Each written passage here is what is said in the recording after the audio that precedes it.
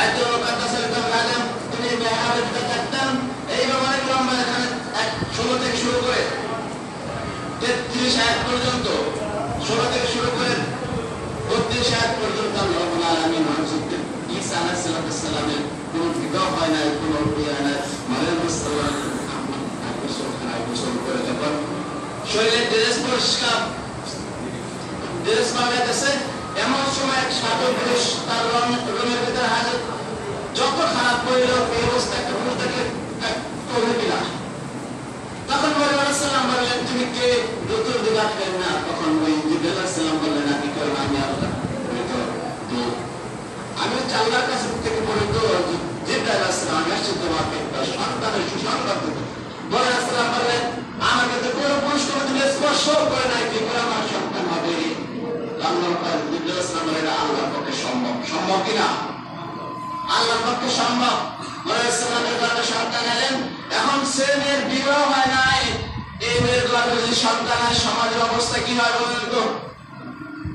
সমাজের অবস্থা কি হয়? আর মরিয়ম সালাম ছিলেন কোথায়? বাইতুল মুকাদ্দাসের এক খাস কামরায়। কথা আছে না কি? নিম্নের মধ্যে কি ধরে? জন্ম ধরে, বাইরে বাইরে না, কাম 12টা বাজাই দিচ্ছে। চতুর্দিকে এভাবে সুগার হয়ে গেছে। মরিয়ম সালাম তখন কি করবে? লজ্জা করছে, আল্লাহ এর চেয়ে আগে আমাকে তুই মৃত্যু দিতা। কারণ কি মরিয়ম সালাম কি অপকর্ম করেছে? কিন্তু এটা দুনিয়ার মানুষ তো জানে। মরিয়ম সালাম একবার বিশাল খোলা মাঠ দিয়ে হাঁটতেছেন, লজ্জায় এমন সময় মরিয়ম সালামের মুশরিক বেদনা শুরু হয়ে গেছে। তখন খেজুর গাছের এমন ব্যাকুল হচ্ছে, তিনি একটা খেজুর গাছের গোড়ায় বসতে বাধ্য হয়েছে। খেজুর গাছটা চতুর্দিক থেকে তার শাখা পোশাকা গাছগুলা, যেটা মরিয়ম সালামকে গান দিয়ে আসছে, বাইরে থেকে দেখা না একটা সন্তান আসছে। এখন সন্তান নিয়ে আসছেন। এখন মরিয়ম সালাম এই সন্তান আমি কি পরিচয় দেব? আল্লাহ বলেন, তোমার কোনো কথা নাই। তোমাকে জিজ্ঞেস করবে যে সন্তান কার, জিজ্ঞেস করা মানুষের, তুমি ইশারায় দেখাই দেবো, জিজ্ঞেস করো। তখন জিজ্ঞেস করে সন্তান কার বলে তুমি এমন খারাপ কাজটা করলা?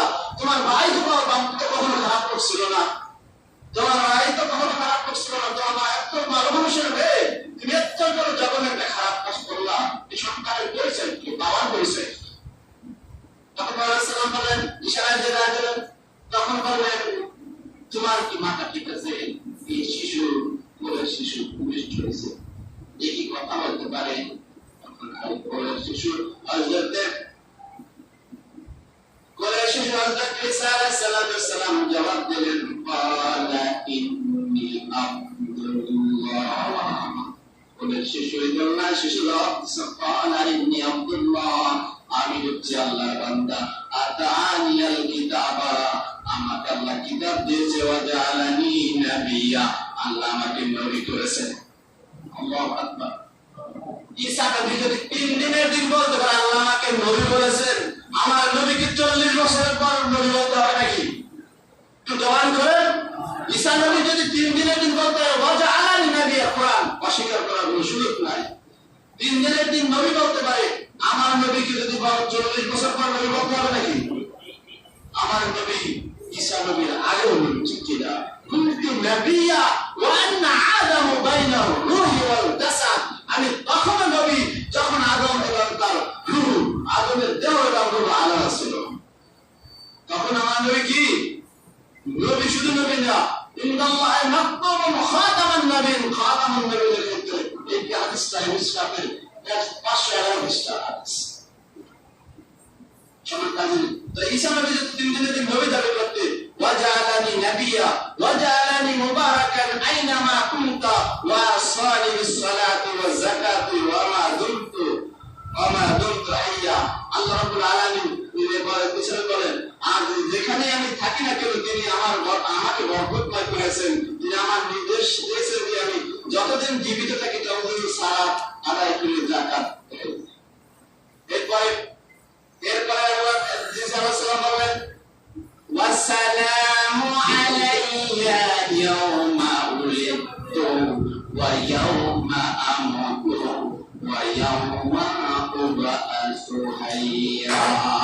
ওয়াসালামু আলাইয়া আমার উপর ওই দিন সালাম আলাইয়া ইয়াওমা উলিদতু, যেদিন আমার জন্ম হয়েছে, ওয়া ইয়াওমা আমুতু, যেদিন আমার মৃত্যু হবে, ওয়া ইয়াওমা উবাসু হাইয়া, যেদিন আমি পুনরায় জীবিত হব। তখন আমি ঈসা নবীর জন্মের আলোচনা কোরআনের উপর সালাম দিয়েছে কিনা? ঈসা নবীর জন্মের আলোচনা করার পর কোরআন হিসাবের উপর সালাম দিয়েছে কিনা? ইয়াহইয়া নবী সালাম দিয়েছে কিনা? ইয়াহইয়া নবী ঈসা বলেছে আপনার আমার নবীর মর্যাদা কি কম না বেশি? ইয়াহইয়া নবীর জন্ম আলোচনা করতে সালাম পায়, ইয়া মুসা ঈসা নবীর জন্ম আলোচনা করতে সালাম দেওয়া যায়, আমার নবীর সম্পর্কে আলোচনা করতে সালাম দেওয়া যায় কিনা? এটা বেদাত। অথচ আল্লাহ সাল্লাল্লাহু আলাইহি ওয়াসাল্লাম আলা নবী ইয়া আইয়ুহাল্লাযীনা আমানু সাল্লু আলাইহি ওয়া সাল্লিমু তাসলিমা, তোমরা আমাদেরকে সালাম দাও, দেওয়ার মতো দাও। এটা বাপ মোহাম্মদ আপনার গ্রামার বলবেন, যে গ্রামারের ভিত্তিতে গাইলে মাহফুল মতলব আল্লাহ সাধারণ হয়েছে, সালাম দাও, কোনো কাইফিয়াতে বর্ণনা করে নাই, দাঁড়াইয়া না বৈশা, কিন্তু দেওয়ার মতো দাও, তাদের সাথে দাও। তাফসীরে মারুফুল কোরআন আমাদের লেখা না, তাদের কিতাব লেখা, তাফসীরে মারুফুল কোরআনে তাদের সাথে নবীকে সালাম দাও, তাদেরটা বৈশা না দাঁড়াইয়া। সম্মানিত হাজিরিন, এই হচ্ছে আজকে যারা এইবার ফিতনা সৃষ্টি করে, এরা শুধু মায়ের সমাজে ফিতনা সৃষ্টি করতে, এরা সমাজে ফিতনা আবাস, এদের থেকে আল্লাহ আমাদের হেফাজত করুন। আল্লাহ আমাদের সকলকে সুবুঝ দান করুন। আপনার আমি বারবার বলি, ভালো লাগে না তুই করো না, কিন্তু কেউ ফিতনা সৃষ্টি করতে চাই না, এটাই আমার অনুরোধ। কারণ একটা সালাম তুমি দিয়ে বানানো দিলে তোমার বাবা, কিন্তু আমি যদি আমাকে বাধা দিলে তো কোরআন দিতে হবে, ঠিক কিনা? আমাকে যদি বাধা দিতে হয় তুমি কোরআন দিয়ে দাও, তোমার মুখের কথাই বলতে না, সাহাবত করে দাবি করে আমি মানি না। সকল হাজিরিন, আল্লাহ রাব্বুল আলামিন আমাদের সকলকে নবীর আশিক হিসেবে কবুল করুন, সকল বলে আমিন। আল্লাহ রাব্বুল আলামিন সকল অন্তরে নবীর ভালোবাসা, নবীর প্রেম পয়দা করে সকল বলে আমিন।